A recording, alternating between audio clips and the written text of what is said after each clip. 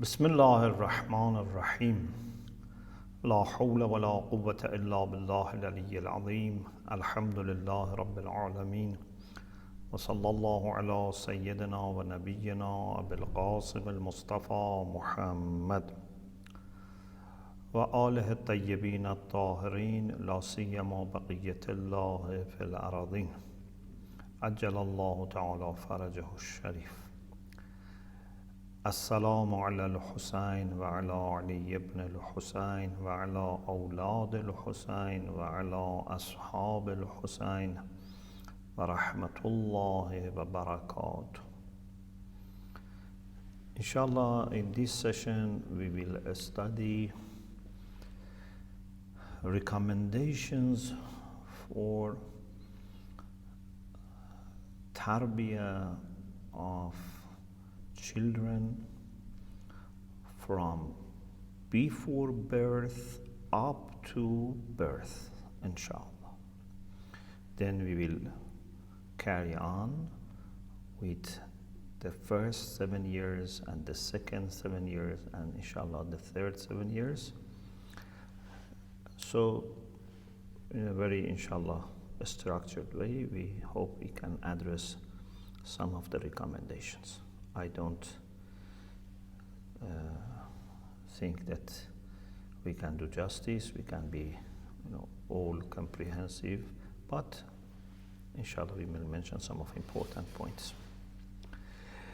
As I said in the last session, Islamically, tarbiyah doesn't start at the age of going to school or nursery. Even it doesn't just start when, for example, the child starts speaking, for example, or go further at the time of birth. Tarbiyah starts from the time of marriage, when you choose your spouse. Even I want to go further.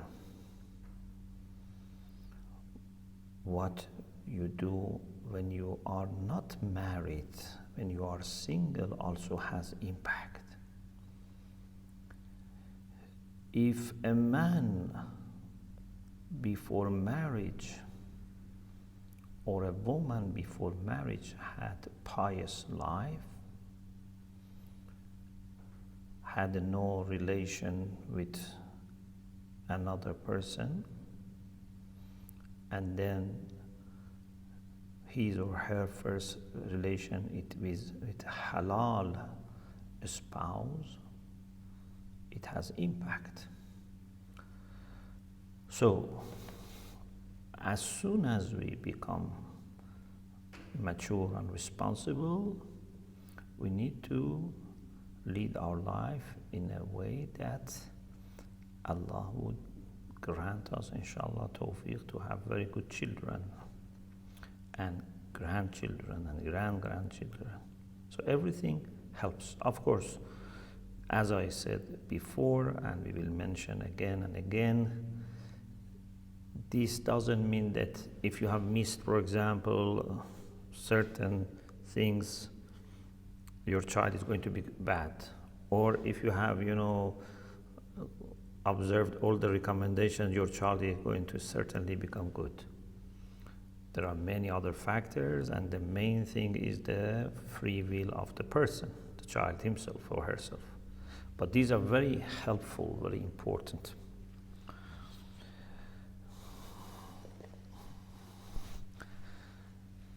One of the rights of a child that we have in our hadith is to choose a good spouse. For example, Imam Sadiq alayhi salam said, وَتَجِبُ لِلْوَلَدِ عَلَى وَالِدِهِ ثَلَاثُ خِصَالٍ. This hadith is in Tuhaful Uqul. Imam Sadiq says, among the rights of the child or father is 3. He mentions 3 here. And one of them, which relates to our discussion, is اختياره لوالدته, to select a good mother. Mother, and also for ladies to choose good husband, is one of the rights of your children. Of course, there is no child yet, but Islamically we believe that rights are not only for the things that exist. Even the things that are going to come in future, they have rights. For example, today, if we damage earth, we are not only disregarding rights of people who are living right now, we are disregarding rights of future generations. Future generations have not yet come, but they have rights. So rights are not only for those who already are existing. Even rights are not only for human beings. Animals have rights, plants have rights, our organs have rights. It's very comprehensive. So one of the rights of a child is to choose very good spouse, which is going to be mother or father of the child. As we said before, for example, to have a good wife, a potential mother, is very important and one of the great blessings of Allah subhanahu wa ta'ala. Rasulullah sallallahu alayhi wa sallam says, "Ala ukhbiruka bi khayr ma yaknizul mar." Shall I inform you what is the best treasure? Kanz means treasure. Kanz is not just gold and silver and pearls. The best treasure is what? Al-mar'atu salihah, a righteous wife. إذا نظر إليها سرته وإذا أمرها أطاعته وإذا غاب عنها حفظته. A righteous woman, wife, that when this husband looks at the wife, makes him happy.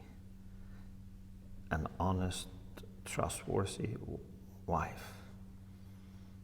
Someone who doesn't rebel. Someone who has good akhlaq, has respect towards husband. Also for women, treasure is not money or job or etc. to have righteous husband.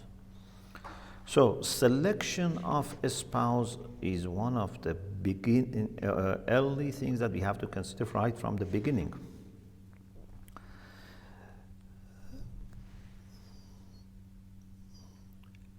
If we want to be able to have children that will be, inshallah, helpers of Imam Mahdi Ajjalallahu Ta'ala Farajahu Sharif, so we need to consider also among general characteristics how much this girl that I'm going to marry or this boy that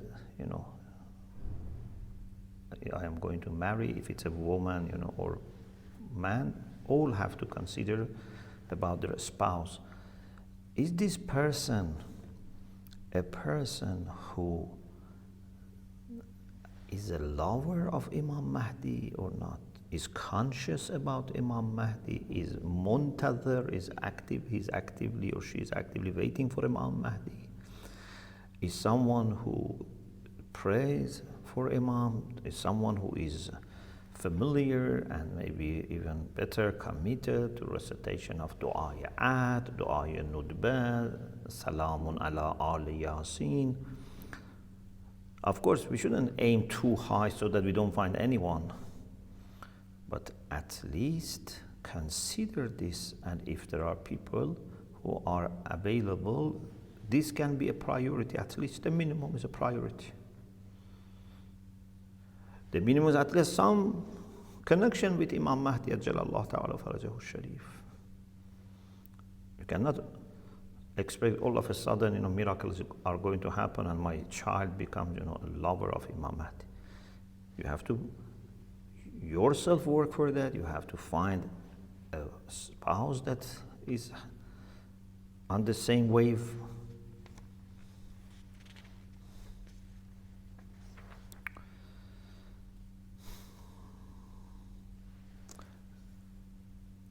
You may say, and I am very conscious of this, I am very concerned about this, that unfortunately, sometimes it's not easy to find good spouse, especially for women.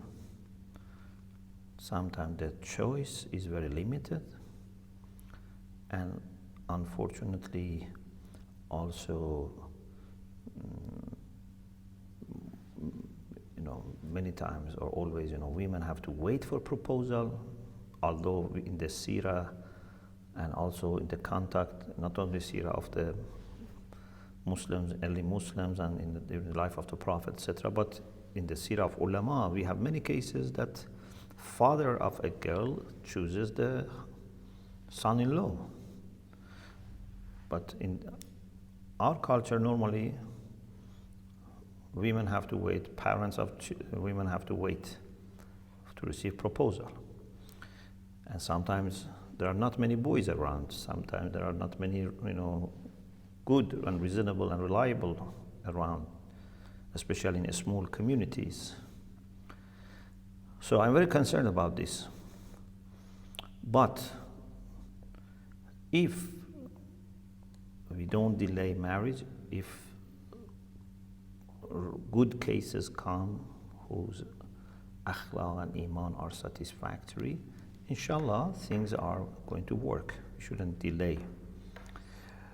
One of the things that we need to do for marriage and children, later we'll mention this, is to ask Allah subhanahu wa ta'ala, and under Allah and per instruction of Allah, to do tawassul, especially to Imam Mahdi ajjalallahu ta'ala farajahu sharif, who is Imam of our age. When you want to marry, make dua, especially in a time which is very sacred, in the night of Jum'ah, in the night of Qadr, in the middle of Sha'ban. In such time, in good places like masjid or shrines, make tawassul after dua, after sadaqah to Imam Mahdi ajjalallahu ta'ala faraj, and say to Imam, "Oh Imam, I love you. I want to dedicate my life to you. I want to also marry someone that has the same understanding, or even if that person can be better than me, I can learn from that person. So please help me marry someone that is thinking the same, so that inshallah we can upbring a generation of people that they would be preparing for your coming." This is very important. So when, even before marriage, you think like this and pray and do tawassul, it has impact on finding good spouse and then on your children.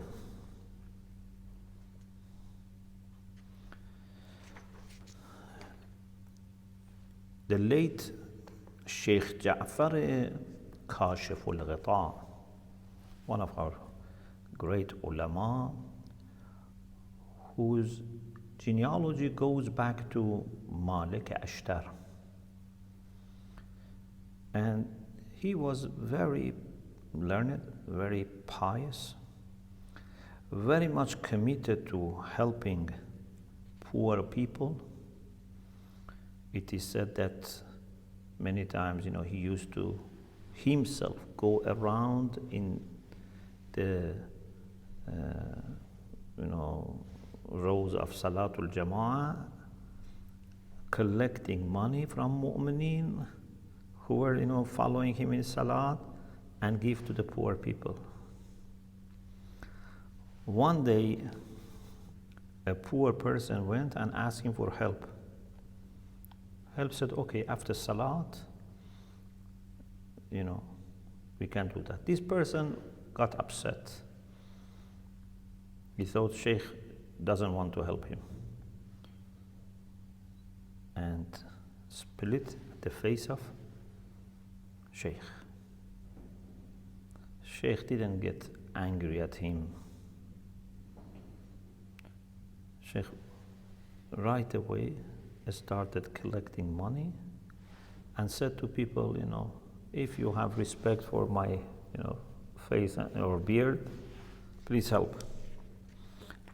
And Mu'minin helped, and he gave to that person. So calm, so humble. This great alim, it is said that one day asked one of his very good students, Sheikh Muhammad Taqi al-Razi. Razi with za is a title for people who come from Ray, the city of Ray, southern Tehran. Shah Abdul Azim is Ray, Razi, like Fakhruddin al-Razi. So this Sheikh Muhammad Taqi al-Razi was a student of Sheikh Ja'far Kashif al-Ghita, and Sheikh asked him, have you married? He said no. So Sheikh asked other students, wait. So he went with this Sheikh, Muhammad Taqi, and said, you are a good talaba and a soldier of Imam Zaman, and I want to choose you as my son-in-law. I have two daughters. One is someone who has beauty, one is who has ilm and kamal, knowledge and perfection, knowledge and virtues. Which one do you want to choose? He knew that this talaba wanted to marry, but maybe was not able to marry because of financial problem. People maybe were not giving their daughter to him anyway. Gave him the choice. Honestly said, one is more beautiful, one is more knowledgeable and virtuous. He said, I want the one who is more knowledgeable and virtuous. So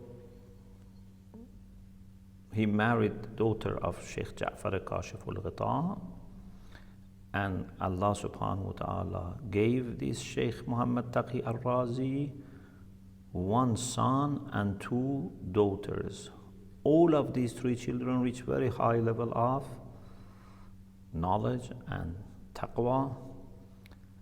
The only son, because it was one son and two daughters, the son became Ayatullah al-Uzma, Haj Sheikh Muhammad Baqir al-Najafi. This, which is now grandson of Sheikh Ja'far Kashif al-Ghita. This Ayatullah al-Uzma, Sheikh Muhammad Baqir Najafi, had 6 sons. All of them became great ulama of Iran. They were very much helping people. They were like acting as a refuge for people. The names are also available. So all was because Sheikh Ja'far Kashif al-Ghita chose a good husband for his daughter and a good wife for his student. Everything was based on will of Allah, no formality, no worldly considerations, no wrong haya. Haya has to be right, because in our hadiths sometimes haya is haya or aqlan, sometimes haya or humqan. Sometimes people feel ashamed of learning, of asking questions. This is not good haya.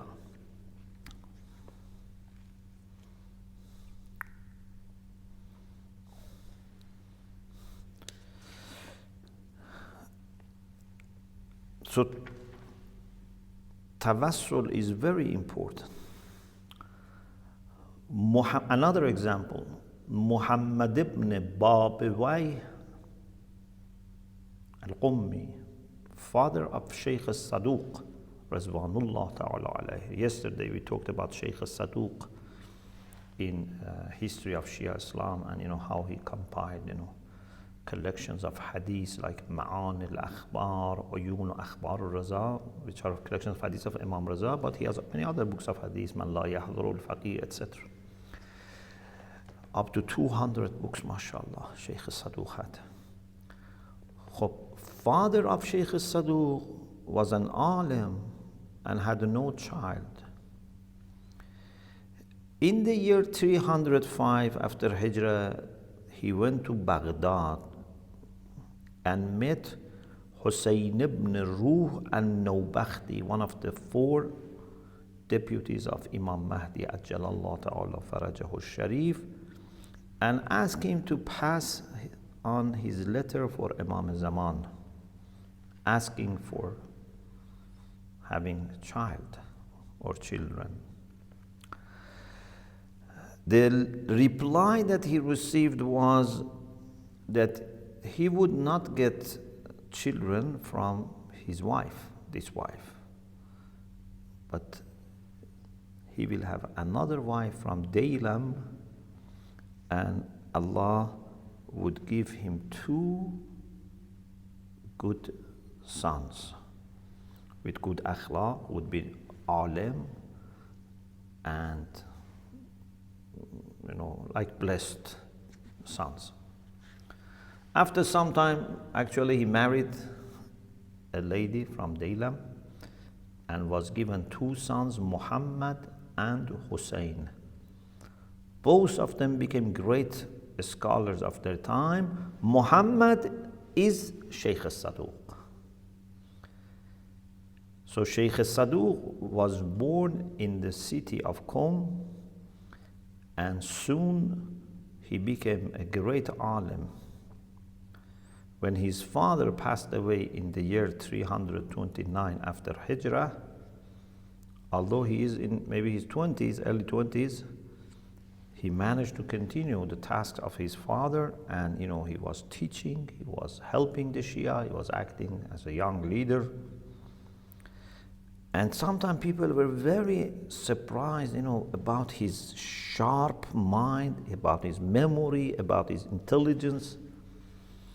And it is said he used to say, "Why are you surprised? Don't you know that I am born with the du'as of Imam Mahdi, Ajjalallahu Ta'ala Farajahu Sharif." Later, the Shia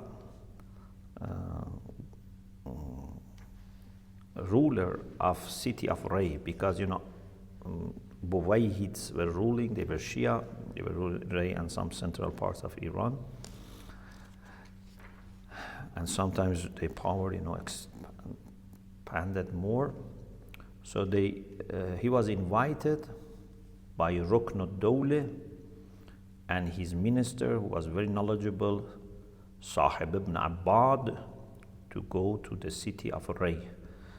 Ray to Qom is about maybe 120 kilometers, something like this. So he went to the city of city of Ray. From Qom he went to the city of Ray and became religious leader of that city. People like Sheikh Mufid are students of Sheikh Saduq. He had about 300 volumes of books, so the titles might be less. Anyway, many books, including Man la yahduru al-faqih, which is one of our 4 major collections of hadith, Kutub Arba'ah. So this dua of Imam Zaman, which is the result of tawassul and request of the father of Sheikh Saduq, that led to having Sheikh Saduq and his brother.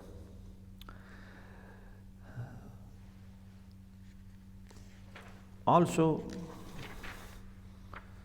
we have similar stories that we find about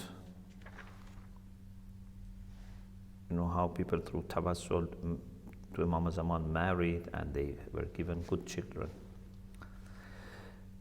Now, one of the things that we need to consider after marriage we want to go a little bit faster, is there are certain adab, etiquettes for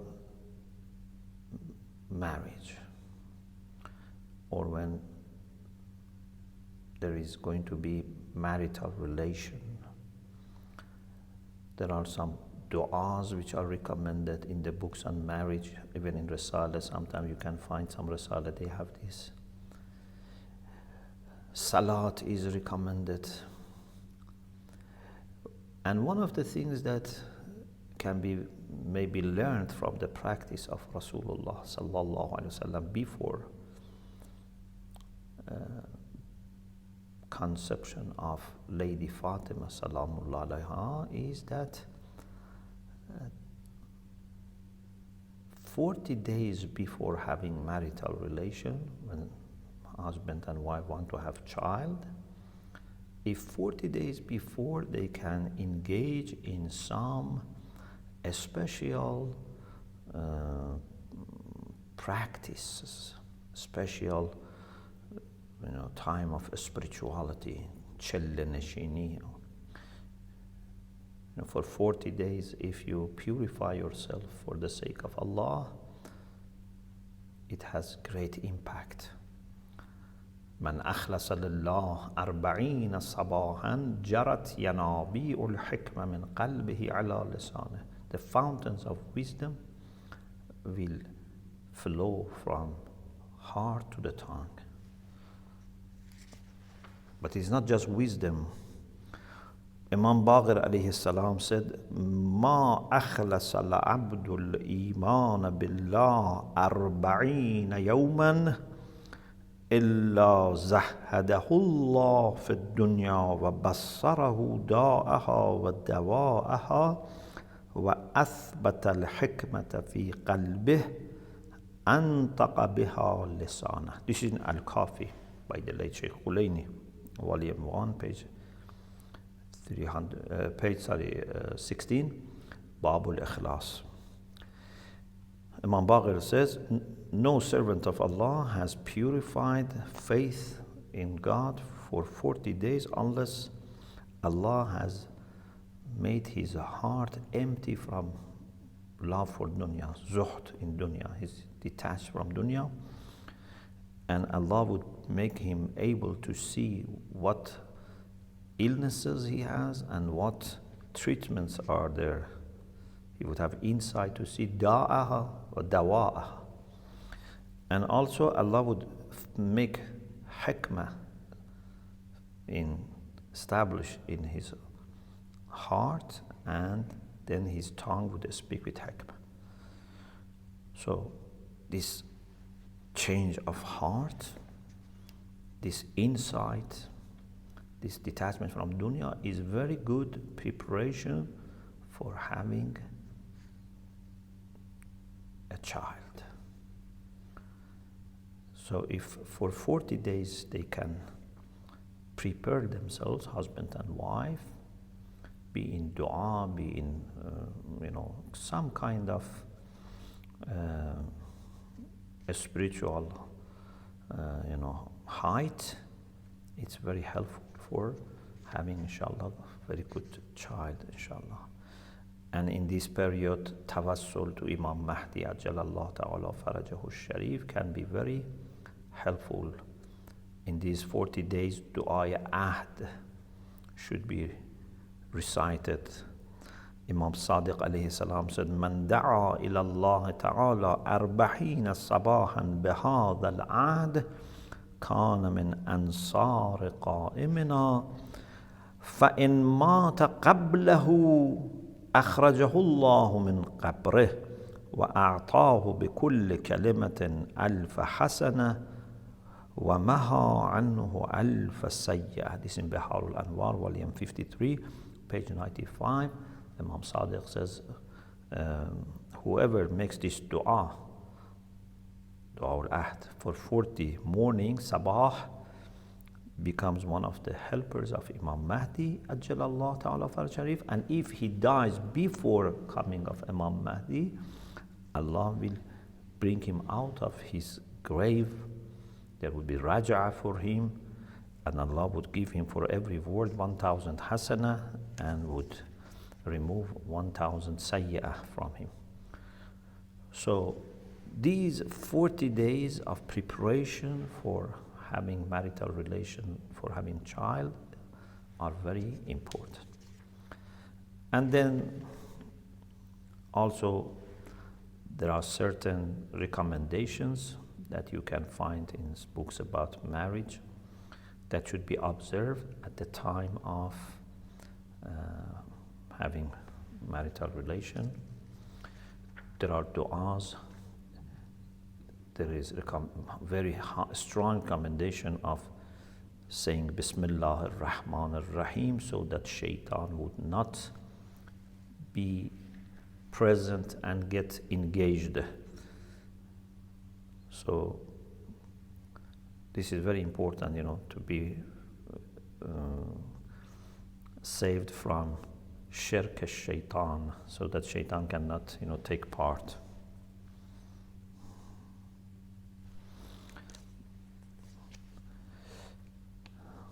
Abu Basir, when heard from Imam Baqir alayhi salam some recommendations, and in particular to be careful about shaitan getting engaged, he asked, how can shaitan be a partner, be sharik? Imam Baqir said, if at the time of having relation with your wife you say Bismillah ar-Rahman ar-Rahim, shaitan will run away. But if you don't remember Allah, shaitan will try to engage, to be affecting the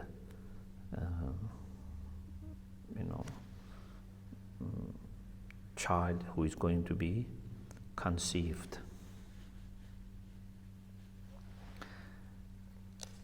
Abu Basir then asked how this can be understood, whether shaitan was engaged or not.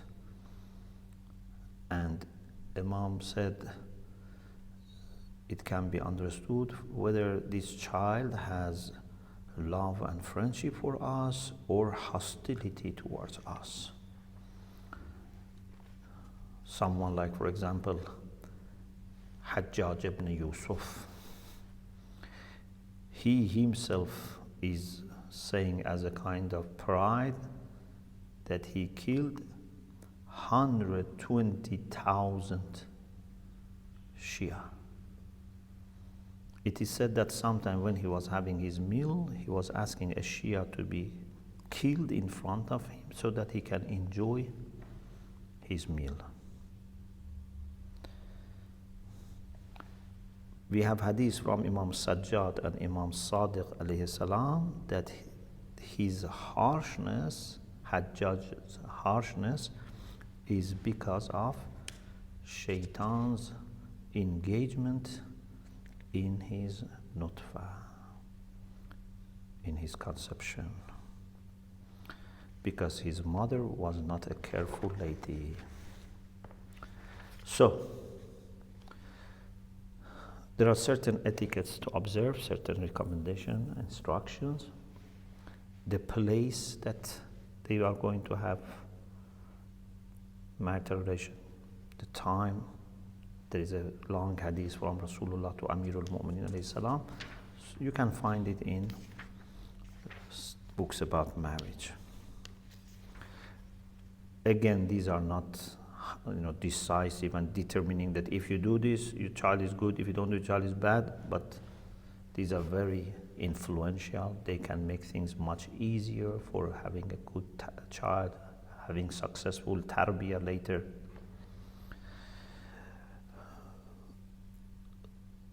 Some of the things that has to be considered when the fertilization takes place, when the child is conceived, in this period of pregnancy.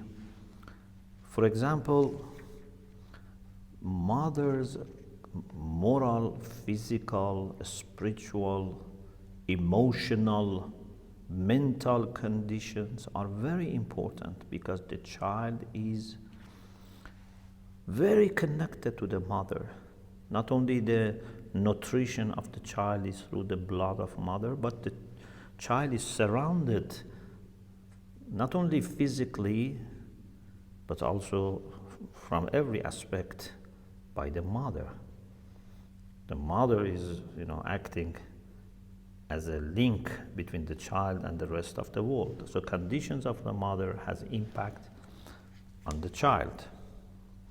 To the extent that in some hadith we read, السعيد سعيد في بطن أمه والشقي شقي في بطن أمه. Rasulullah sallallahu alaihi wasallam said, if someone has sa'ada, felicity, if someone is fortunate in the womb of the mother. If someone is shaqi and wicked, is from the womb of mother. What does it mean? There are lots of discussions about this set of hadith. It doesn't mean that, everything is fixed, but it means that what happens in those, for example, 9 months of pregnancy have great impact. And the kind of material from which this child is going to make his or her own personality is somehow fixed there. For example, you can have gold and make with gold what you want, and you can have silver and make from silver what you want. Yeah? People can choose different designs for this gold or silver, but in the end of the day, it's gold or silver. The one who has gold as material has certain choices. The one who has silver has certain choices. So what is important is that we know that those 9 months of pregnancy have great impact and make the choices later easier or more difficult. And maybe sometimes even certain choices become unavailable.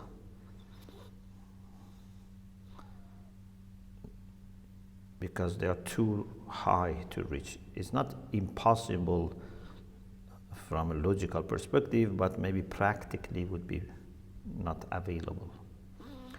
So it's very important to be concerned about the time of pregnancy. So some of the recommendations for this time that both father and mother, of course, should observe. It's not that, because we say, okay, because the child is in the womb of the mother, what father does is not important. Father's job finished. No.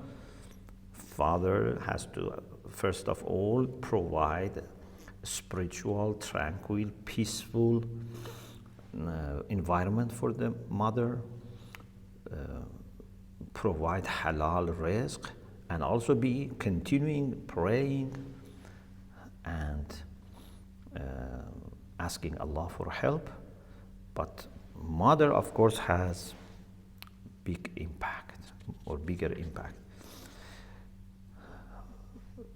Mother's nutrition should be from halal and tayyib. In some lectures about in Farsi and English, I have explained what does it mean to be tayyib. Tayyib is not just to be halal and pleasant. Sometimes, for example, something is halal. For example, I'm eating a food which is halal from my halal income, halal ingredients, everything is halal. But for example, people who are needy are watching me and I'm not giving them food. This food is not tayyib, it's not blessed, it's not pleasant, although it is halal. So there are more requirements for being tayyib. Avoiding sins, even avoiding lahv and la'ib, things which may not be, sometimes they are sinful, but sometimes they are not sinful, but they are waste of time and making you forget Allah subhanahu wa ta'ala. performing wajibat, especially salat, and more particularly salat fi awwal al-waqt, on time.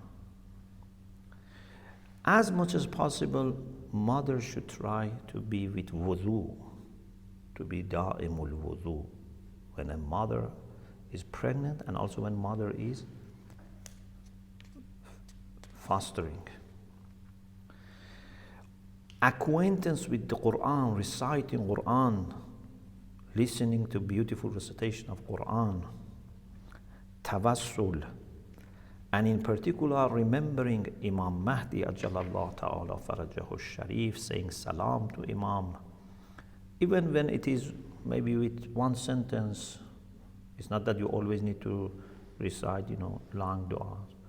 For example, Ya Sahib al-Zaman adrakni, Ya Aba Salih adrakni, Assalamu alayka ya Baqiyat Allah. Things like this. Listening to recitation of Matam, or we say in Farsi, Rosa of Abu Abdullah al-Hussein alayhi salam.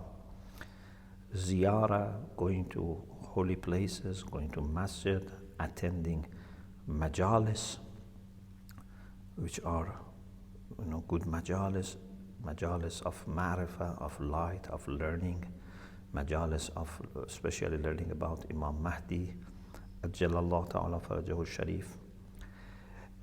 Istighfar, repeat